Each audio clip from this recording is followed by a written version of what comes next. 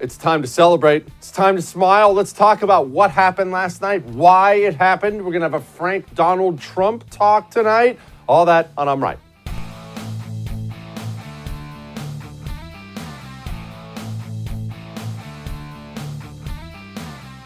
We're going to win. I think we're going to win in Virginia.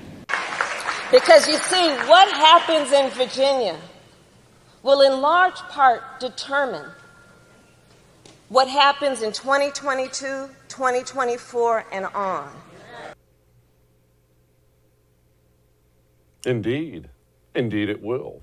How about that? What a great night last night. What a great night. And it's not just Virginia, by the way. Let's focus on Virginia quickly, but it's not just Virginia. Okay, Glenn Youngkin, congratulations to him. His campaign, well done, goes into Virginia, blows the doors off of Terry McAuliffe. Let's pause for a moment and focus on you. Smile. Celebrate. Don't get trapped in this thing where you're thinking, oh, we still have so much work to do. Yeah, we do. Leave that alone. Leave that alone for tomorrow. Today, don't be like the communists. Don't achieve a victory and then just continue on in your misery. Today is a day for celebration, smiles. It's been a rough year. It's been a rough year since Joe Biden got elected. They've been coming after you and coming after you and coming after you. And the first big election since Joe Biden was elected was last night. And we not only won, we beat the pants off of them. It wasn't even particularly close. Crushed them. And it is a big deal because I understand this is a national show. Well, frankly, international show at this point in time. But I get that this is a national show and people are watching me right now from all 50 states. Cool. Good deal. Understand this. Last night was huge for all 50 states. I'm talking about the Virginia election in particular, because here's what's happened for the last year. The communists did what communists always do. You see, Republicans, when they take power, they're always afraid to use it, and they don't use it, and then they get pasted. That's standard Republicanism. But the communists make a mistake too. They don't know how to control themselves. They can't. It's not possible for them because it's their religion. It's not their politics. It's their religion. They get elected and they just simply can't control themselves. They go way too far. It has been hard left policy after hard left policy after hard left policy and vaccine mandates in Afghanistan and the border surge and people losing their jobs and inflation and suck it up. And not only that, a poor tone. Otherwise, it has been a year of them conducting themselves as if we're never going to lose power. That's how they conduct themselves. They think every time they take power, they're going to have it forever. And so they go all in and all in and all in and all in. Well, yeah, it's been a rough year because of that, but we have a congressional election coming up 1 year from now. There are Democrats all across the country running in districts that could go either way. Maybe it's a traditional Republican district and they squeaked it out. Maybe it's a purple district. Who knows? Every single one of those Democrats right now, they have Nancy Pelosi and Joe Biden breathing down their necks, just whispering in their ears about all these crazy bills they're trying to pass, the infrastructure bill and the reconciliation bill. You have to pass it. You better pass it. And they're getting nervous. It's hard. You get a call from Pelosi, get a call from the prez. That's tough. They were all watching last night too. And they all watched as a state that went plus 10 for Joe Biden. That's not even close. Plus 10 for Joe Biden over Donald Trump. The Republican just stomped the Democrat last night. And every single one of those moderate Democrats, not just in Congress, across the country, mayors, governors, state legislature, they watched what happened last night and they're scared. And take a moment and enjoy that too, because they are the enemy. I don't feel the need to, there's nobody, it's my enemy. No, communists are my enemy. They want to destroy everything I love and care about. They are my enemy. And last night, the communists not only watched what happened in Virginia and they were disappointed, they were thinking about themselves and their own political future. And there were some nervous glances around the room last night in communist households. There have been nervous phone calls going on last night and today, nervous text messages from communists to communists. Hey, did you see what happened? Hey, we might want to be scared about this. Hey, isn't it glorious? Isn't it so glorious? And let's go ahead and just acknowledge what actually happened. Because today, and we're going to get into Trump here in 5 minutes or so, just bear with me, but today, so many people, I guess it's custom, in the wake of a win or a loss, they jump in and they try to act as if it's about something it wasn't. Of course, every single person on the right is taking credit for the win today. Well, we did a lot of work in this one. Look at how hard we worked. Congratulations to me. So there's a lot of that out there. Just set that aside. What's that old saying? I know JFK said it, but victory has 1,000 fathers, but defeat is an orphan. So everybody's taking credit for the win today. You'll see a lot of that. So there's a lot of that. And then on the left, of course, we'll get to that in a moment. We'll get to everything they're saying. But let's be honest about something. I don't have any stake in this game, and I'm the only person in the country not taking any credit for the win. This election last night in Virginia was about education. It's not complicated. It was about education. Period. End of story. And in a weird way, coronavirus and the stupid, insane, destructive lockdowns are what brought this about. We locked down kids, told them to stay home, and parents started to pay attention to what their children were learning in school. And you see, most parents are not active, certainly not active on the right. Just want to go to work, come home, eat a little chow, hang out with the old lady, relax, glass of wine, go to sleep, just live a normal life. Well, when you get introduced to the fact that your children are being taught some of those vile, destructive things in school, you've now awoken an entirely new, angry opposition to you. That's what happened last night. It wasn't just that Republicans turned out. It was the Democrat insanity with their anti-American, anti-white education. They created new Republicans last night. You want to know when this last night's race was decided? It wasn't last night when they finally tallied up the totals and they said, okay, Glenn Youngkin's the winner. This was the exact moment that race was decided. Veto books, Glenn, not to be knowledgeable about it, also take them off the shelves. And I'm not going to let parents come into schools and actually take books out and make their own decision. You vetoed it. So, yeah, I stopped the bill that I don't think parents should be telling schools what they should teach. I get really tired. Look, maybe I should applaud Terry McAuliffe. And this is what I mean. Obviously, that's a vile way to think, but that's how all communists think. All of them think that way. Lenin famously said, what did he say? Give me 4 years with the nation's youth, and I'll have generations of communists. That's very much not correct, but it's right around there. That's what he said. That's how they think. And I've tried to explain this to people. It's hard for normal people to wrap their minds around that. The communist doesn't look at your kids and think, oh, those are their kids. The communist looks at your kids and thinks, how can I take them away and educate them to hate themselves and their parents and their country? That's how the communist thinks. Terry McAuliffe thought that way too. And because he's so wrapped up in his communism, he couldn't stop himself from being honest. That was just Terry McAuliffe being honest. And that's how they all think. They think it's ridiculous that you would want to educate your kids. No. They want to take them away from you and have the state educate them so they can learn to hate you and your values. Glenn Youngkin, he knew exactly who to thank last night. We're going to restore excellence in our schools.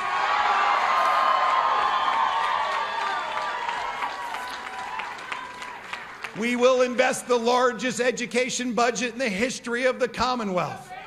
We're going to invest in teachers, new facilities, special education.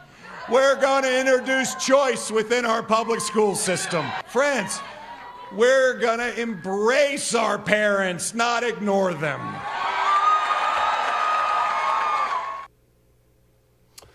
Yep.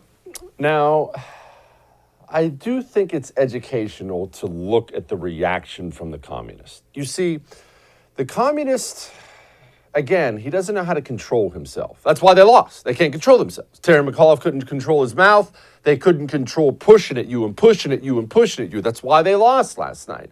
And when you look at the reaction from all the communists in the media for why they lost, it's evidence right here. This is why these people can't permanently hang on to power.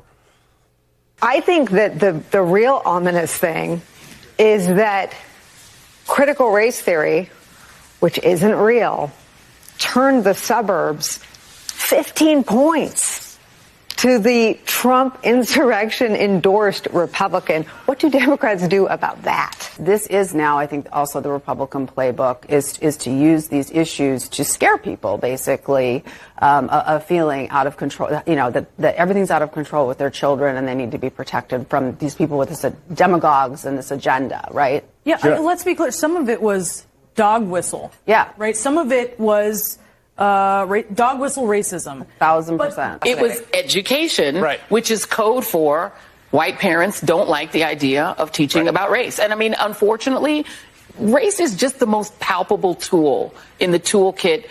It used to be of the Democratic Party back in the day when there were Dixiecrats, and now of the Republican Party. It just is powerful. I love it. Don't let all that racism talk bother you. It doesn't matter. They don't believe in it anyway. They don't care about race. None of those people care about black people. None of them do. Just enjoy their pain. And yes, I understand that may make me a bad person. I enjoy the anguish of my enemies. I enjoyed it all night long. I actually had other stuff I wanted to get done when I got done doing TV last night, and I got home and I was messing around the house with some things, and I started turning on CNN and MSNBC, and I just stopped everything else I was doing, poured myself a little glass of bourbon, went and put my feet up, and I just sat there with this look on my face all night long watching communists cry. It was wonderful. It was wonderful. Race, race, race, race, race. Someone better tell that to Winsome Sears, the United States freaking Marine, who is now the Lieutenant Governor of Virginia. And in case you haven't heard this woman talk, go listen to this woman talk. She's awesome. And it's more, look, I've been focusing on Virginia because that was the big race last night. It's more than just Virginia. We still don't know what's happening in New Jersey. We know that scumbag Democrat Phil Murphy was governor, right? This Jack, I want to make sure I say his name right, Ciattarelli. Jack Ciattarelli is running against him, the Republican. It's neck and neck. We don't know yet. We have sent a message to the people of New Jersey. What I love about this state, and although it was not my intention, we have sent a message to the entire country. But this is what I love about this state. If you study its history, every single time it's gone too far off track, the people of this state have pushed, pulled, and prodded it right back to where it needs to be. I like New Jersey. I know you're not supposed to say that. It's fun to hate on New Jersey.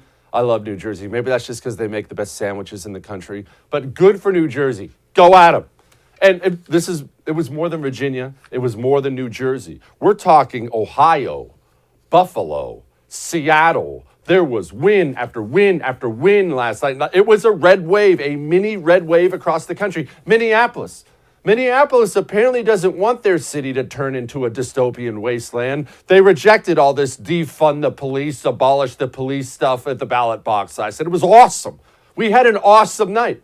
And again, communist tears. They're so, so delicious.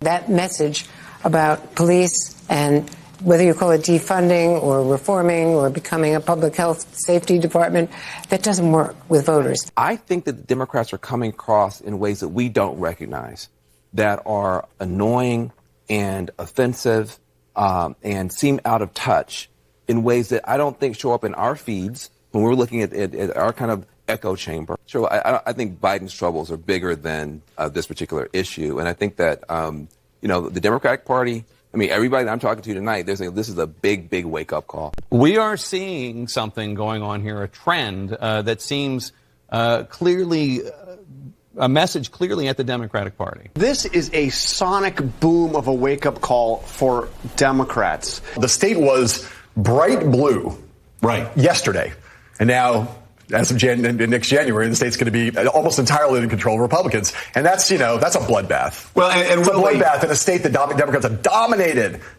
for the past decade. I'm sorry. I just like to take a moment and just marinate on it. And of course, as you know, I called it yesterday. I mean, who's more out there with their predictions than me? And I just nail it every single time. I mean, that's why we call the show I'm Right. Congratulations to me. Full disclosure, right before that tweet you saw, I predicted Terry McAuliffe would win too. And then as soon as they called the race for Youngkin, I deleted the McAuliffe tweet. Now it looks like I was right all along. That's how you do it in the political game. Genius. All that may have made you uncomfortable, but I'm right.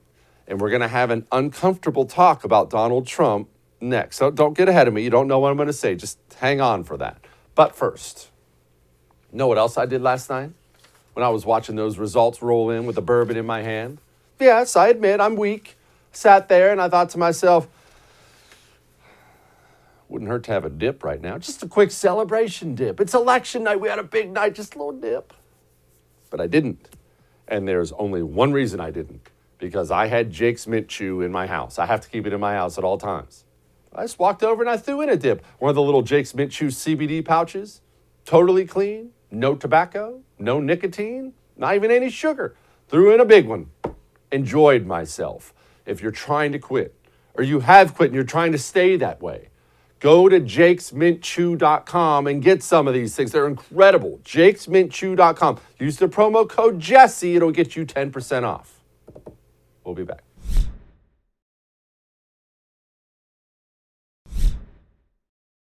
All right, we had a big night last night. We just talked about it. Let's pause for a moment, because this is what I'm seeing a ton of today. The communists, of course, the Trump candidate, the Trump. This is Trumpism and Trump. You see it? Okay, but let's set them aside. Let's set aside the communists for a moment. The hardcore never Trump Republicans all saying the same thing. Let's set them aside for a moment too. 90% of the people on the right, either who love Trump or hate Trump, talking about Trump all day today. Oh, it's so nice to move past Trump, or the other side of it. Oh, thank goodness Trump was able to step in there for Glenn Youngkin and Trump this and Trump that. You know, I'm the furthest thing in the world from anti-Trump. So don't twist up what I'm saying in your mind. I like Trump, was a great president. Donald Trump is not a god. Every single thing isn't about Trump, and as much as I like Trump, every single thing shouldn't be about Trump. You can argue, he started this America First movement. That's fair. I'm not discounting anything he did. That was then. Going forward, we as a party, we have to become more than one man, because he is just a man, and closing in on 80, I might add. He is just a man. Everything isn't about Trump. Virginia isn't about Trump, and Jersey and Trump, and you see what Trump did, and Trump. If you can't get through 2 sentences of a political conversation, whether you bring up how much you hate Trump or love Trump, then you don't actually have a belief system. You have a weird cult system, whether that's an anti or pro-Trump system. We must become about something more.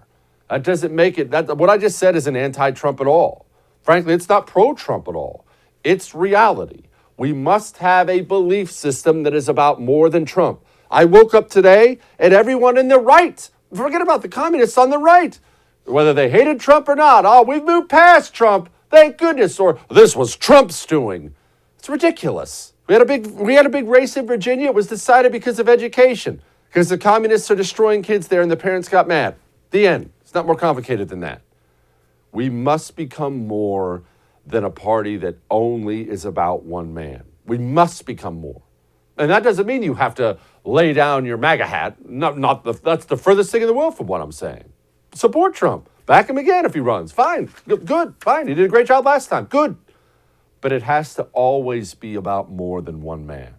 Remember that. All right. Now, people are getting seriously frustrated and, frankly, a little bit stressed out there about their insurance, healthcare plans. What do you do? Where do you find it? Everything's so expensive. You know there's an outstanding faith-based one, right? It's called One Share Health. Listen to me. They have an incredible network, incredible options for you. And we're talking about vision, dental, diabetic supplies. They have the things you need at great prices. And I know so many people who've worked with them already, and they rave about the network options and the cost. Give it a try. Go to my1sharehealth.com/Kelly. That's my.onesharehealth.com/Kelly. Make sure you use the promo code Jesse Kelly. That'll save you an extra $75, all right? Give it a try. Stop worrying about these insurance bills. Try OneShare Health. We'll be back.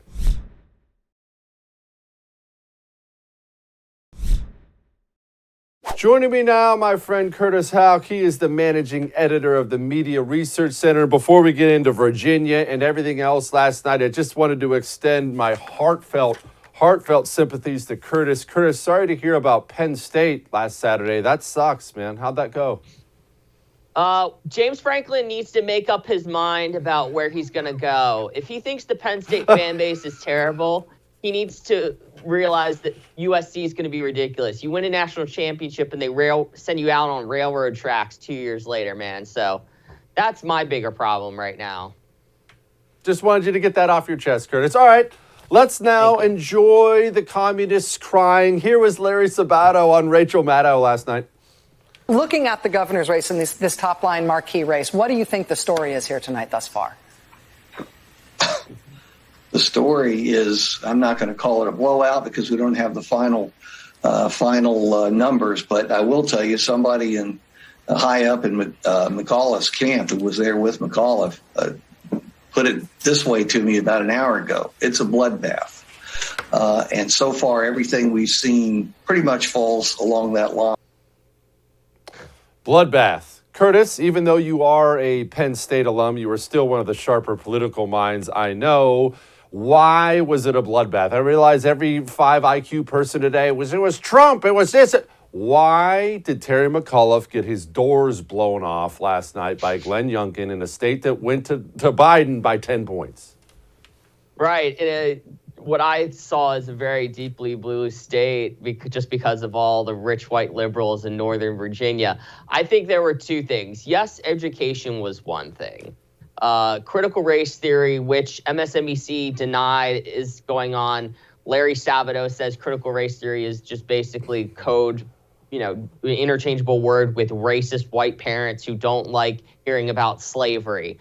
But also, I think the economy was a huge thing. Glenn Youngkin was running ads about getting rid of the grocery tax. I think a lot of people didn't realize that, yes, when you look at your receipt in Virginia, you get a 2.5% tax on groceries on top of the 6% sales tax. Like, what the heck? And also, he talked about suspending the gasoline tax and also making money made by veterans while they were in service tax-free in terms of state taxes. There's some basic issues here, and he was focused on Virginia. Like, what am I going to do? Here's the world that we're living in right now. Here's how I'm going to make that better and do my part at the state level, because Washington certainly isn't doing it. The communists in D.C. are certainly screwing it up right now. Whereas Terry McAuliffe was all about Trump, Trump, Trump, Trump, and partying with the teachers union. Those two things, I mean, people are just so sick of it. That's so, I guess, 2020, 2017, 2016, just talking about boogeyman Trump right now. You want to talk about fear-mongering? That is what Terry McAuliffe and the Democrats were doing. Yeah, Curtis, I made the argument, as unpopular as it is, I just said it right before you came on. I think everybody, left, right, and center, are way too focused on Trump. It's all Democrats can talk about. Everything is Trump. Of course, the never Trump losers, it's all they can talk about. But the MAGA faithful, too. And this is not an anti-Trump rant. Everything is about Trump. Trump this, Trump that, what Trump doing. And I really think people need to not necessarily move past, but you've got to be bigger than about Trump. We have to be more than the Trump party, right? Right, yeah, a hurricane blows through, and it's not because of Donald Trump, okay? The collapse of Afghanistan, Afghans falling off of planes is not because of Donald Trump. I mean, just you pick any news story where even when he was president, they tried to make it about Trump, when it's like, this has nothing to do with Trump here. And we've seen that the news media continue to want to talk about Trump, and it's not going well for them. CNN can't even draw 750,000 people for any of its shows. And then before that, it fell under 1 million. There's more people that are watching Moonshiners than watching CNN's New Day, or watching reruns of Family Feud or People Puzzler with Lena Remy about People Magazine. Those are the kinds of things that, yes, people are turning to because they're talking about Trump, January 6th all the time.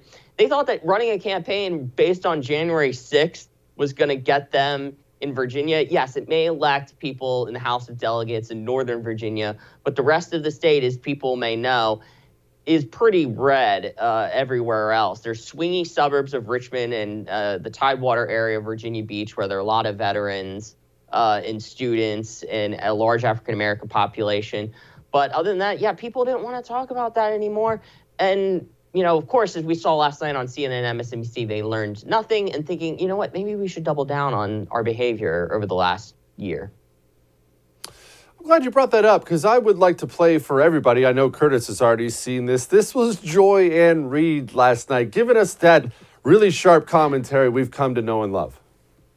Trump approved Republican Glenn Youngkin's closing message to Virginia voters has almost singularly focused on weaponizing race, stoking hysteria over the coded boogeyman of critical race theory, which is not currently taught in any Virginia public school. From banning Toni Morrison's Beloved, this epic novel, a Pulitzer Prize-winning seminal work of American fiction that recounts the horrors of slavery, to casting himself as the candidate of so-called parents' rights, vowing to ban critical race theory, which again is not taught if elected. Again, it's not taught in any Virginia public schools. Curtis? I really, really hope they focus on doing things like calling parents' rights something that deserves air quotes around it, because boy, is that going to be a winner going forward. Yes, Guy Benson over at Town Hall tweeted over a similar meltdown from co-host Nicole Wallace that said, "Please keep talking, please." That's the kind of winning message. But I will add that, yes, where Joy Reid kind of loses some of the humor and meltdowns is when earlier in the night she said that Republican voters, so again, we're talking over 70 million people, are dangerous and national security threats. She actually said those things where, listen to all these university professors wax poetic about how these right-wing nationalists and far-right extremists are otherizing the rest of the population and it's going to lead to violence and chaos and those sorts of things. No, I think you need to turn your focus on Joy Reid because what she's doing right now is actually pretty dangerous when it isn't comical and really dividing people in a really dangerous way. It's not just saying you're wrong or you're a bunch of communists, because what we're talking about is accurate here. We deal in facts, Jesse. And except that's pretty dangerous. Like, simply because you don't pull the lever for D or you don't show up with, your dead relatives to vote means you're a bad guy. And just last night, it was so ridiculous. She also had a point where she talked about education is code for white parents who don't like teaching about race. This is the straw man argument that we've been hearing about. Yeah, we played that earlier. By the way, big shout out to the MRC for putting together this little compilation, this comparison from 2016 to now. I did enjoy it. Good morning. Stinging rebuke. A tough election night for President Trump and the GOP. Democrats with key victories in Virginia and New Jersey. The message sent by voters and who the president is pointing fingers at this morning. Now more on the election results back here at home. Coming in overnight, Democrats seeing a lot of success, coming out on top in that closely watched race for governor in Virginia. 1 year after President Trump's election, voters in Virginia and New Jersey go big for Democrats. Their candidates for governor win easy victories and lift a damaged party spirit. What's the message from these elections? Message is Republicans have to figure out whether they're going to fully embrace Trumpism or totally divorce themselves from it. And the president suffering a defeat back at home. Democrats sweeping key races. What it means for the Trump agenda. Oh, Curtis, that's too bad. That's a different message out there today. Oh, you can just sense the glee in that compilation there. They thought it was fantastic. It was this rebuke of Trumpism. Shout out to creepy guy Charlie Rose there in that set there. I mean, man, what a look down memory lane. And I was also disturbed by Murphy's I don't know what the heck that was in the video clip there. No, when he was, the jumping thing. It was, he was jumping and, I mean, what's with Democrats and their movements? You got Terry McAuliffe. He's not even like mom or dad, like weird dancing. He's just, I don't even know how to describe that. But no, on the media bias angle, it's so funny to listen to because, yes, the level of glee with these people and the level of despondence is just totally different. And then we also noticed that Jack Ciattarelli and the race against the incumbent Governor Murphy, that there was like a couple seconds. It was not even that leading up to this race. No. And look how close he got. Yep. Curtis Houck, thank you so much, brother. I appreciate you. Thanks, Jesse. Anytime. All right, we have the great Carol Roth joining us next, but let me just say something really quickly here. You don't know how brutal it is to have your home title stolen until it happens. I had a moment. Opened up my phone. I got my email on my phone. Opened up my phone. And I'm looking and, oh no, there's my home title. That's my signature on it. And my wife's. You see, I didn't even know your home title was online. If you own a home, your home title's online. And they hack into it, they steal it, and they forge your signature on it. Go to HomeTitleLock.com and sign up so it doesn't happen to you. HomeTitleLock.com. We'll be back.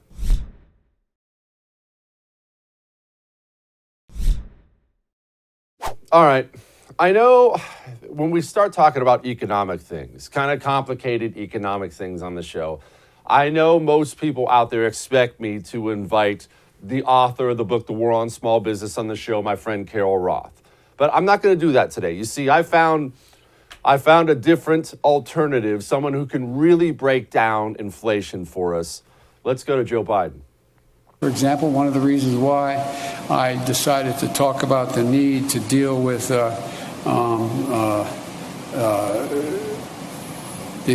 operation and the gouging that occurs in some of the pricing of beef and chicken and other things is that that's why I think that's why I indicated to you we're going to look at whether or not there's a violation of antitrust laws and what they're doing.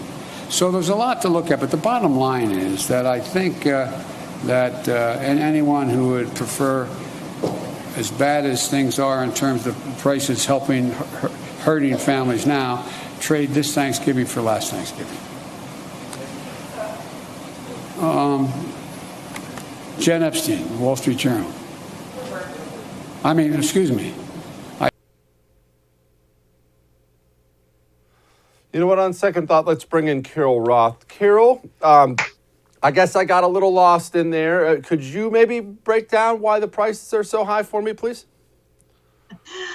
First of all, I would like to say with that super clear explanation from Joe Biden, I'm really glad that he is proposing another like $5+ trillion in spending. It seems that he knows exactly where it should be going and the return on investment we'll all be getting. But as you and I have spoken about many times, Jesse, you can't just turn off an economy and turn it back on as if you were power cycling a modem and not expect disruptions to occur. So not only did they do that, but we had this continued stimulus, including, by the way, this last March when things were supposedly starting to open up again, when we were having the vaccines, when things were getting better, more stimulus, extended unemployment. So things that are impacting the labor market and the supply chain and basically disrupting supply and demand and creating an imbalance there. And when you have a supply and demand imbalance, it goes one way or the other. And unfortunately, the way it's going this time around is that it's creating higher prices. And the other piece that I would add, which Joe Biden so clearly did not articulate, is from the Federal Reserve, who, along with making sure that the government could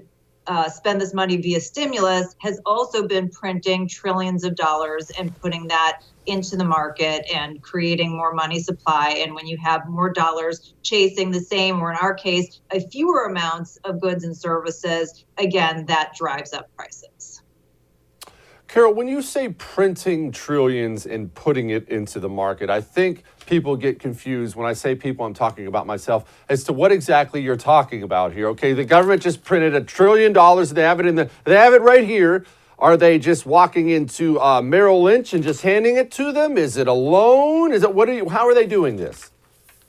Okay, so basically there is an entity called the Federal Reserve, which it derives its power from Congress, but it's totally independent, you guys.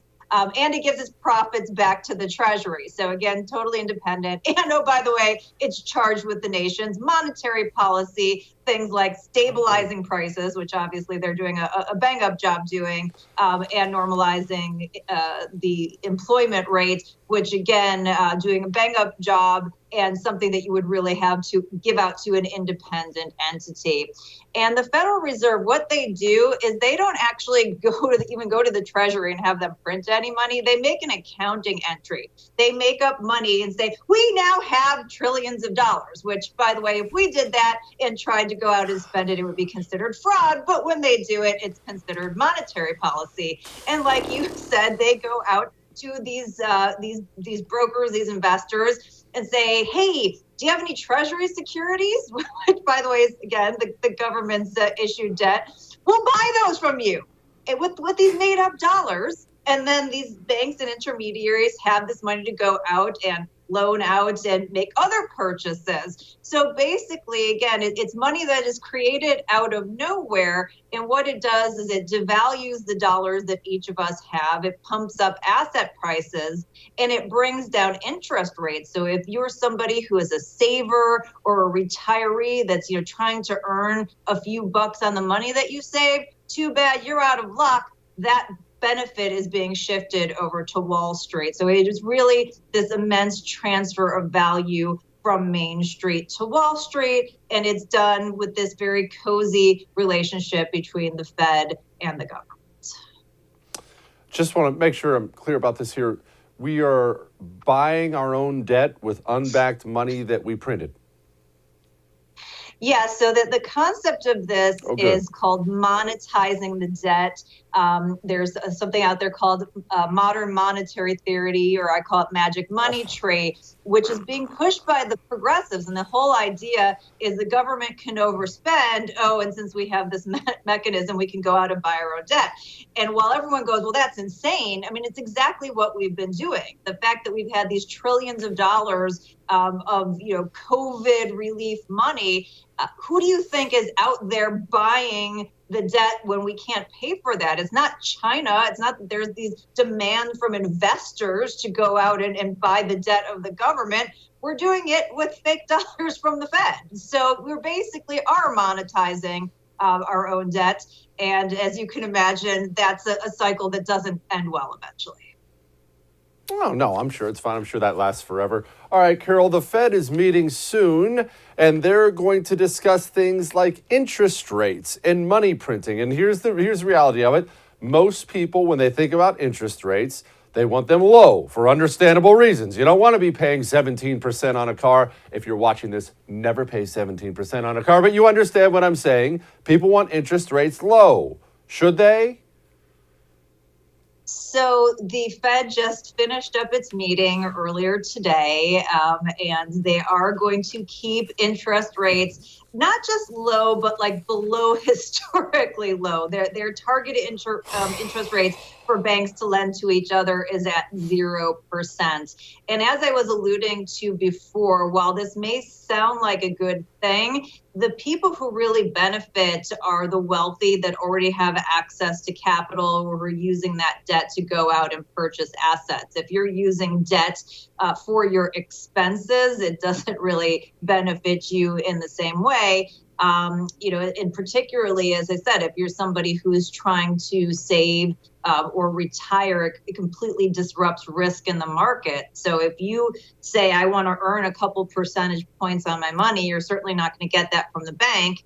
And then you try to go into the stock market and everything is inflated in value. So you have to take on more risk to earn that same type of return that you would get if we were normalized. Usually when they talk about normalized target interest rates, before the Great Recession, they were at like 5%. Their target, at least on the Fed funds rate side, is around 2%. So holding that piece down at 0 shows that that's something they're doing to suppress the market. And as I talked about before, transfer that wealth from Main Street to Wall Street. Yeah, well, it's no big deal. I'm sure Washington can control that. All right, Carol, what's the question you're getting the most? So the question number one that I get the most is, how is Jesse Kelly so awesome? And I say, there are things that you just need to learn to accept in life and you shouldn't question. And then they ask me how I get so much volume in my hair. But that's a whole show in and of itself. So the third thing that people are asking all the time is about cryptocurrency. There is this FOMO, this fear of missing out, because people are seeing 18-year-olds who've, thrown a couple $100 at Bitcoin or it's NFTs, make hundreds of thousands or millions of dollars seemingly overnight. And they're saying, I need to understand this. Is this something that I should be interested in? And, obviously the whole idea of blockchain and digital currency is brand new and it's nascent, but we are seeing this movement, them trying to move us towards this digital life.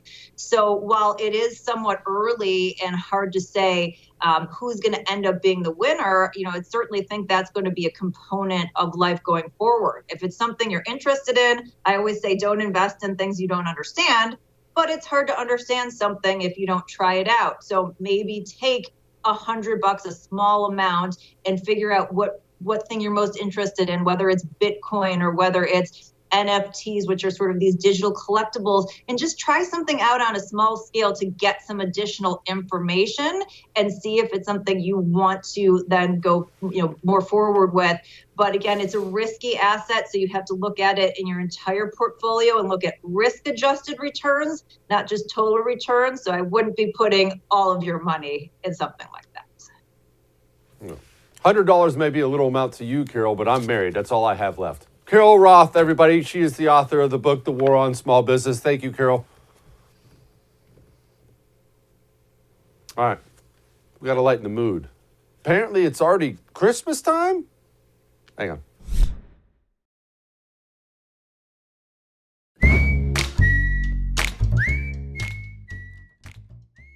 All right. It's time to lighten the mood. Once again, the Let's Go Brandon thing, I know everybody knows this by now, but let's just do a recap in case people were unaware. There was a NASCAR driver. His name was Brandon. He won a race. NBC reporter was interviewing him, and people in the crowd began a chant. That chant, it was not Let's Go Brandon. It was beep Joe Biden, only the first word was the F word we'll never use on this show. This is a family show, but that was what they were chanting, F Joe Biden, only they were saying the word. The announcer looks over at the crowd and says, I'll listen to him chanting, Let's Go Brandon. And so from that, it's become this thing that is spread across the country. Let's Go Brandon, which is code. It's clean code because people don't want to say that in front of kids, obviously. It's clean code for the other thing. Well, apparently it's Christmas time. Check this out. And keep in mind as you look at this, we just got done trick-or-treating for Halloween in our neighborhood. There were Let's Go Brandon pumpkins carved into everything. It was already on street signs. Apparently, this is just going to be a thing going forward. Gosh, it's going to be hilarious. All right. I'll see you tomorrow.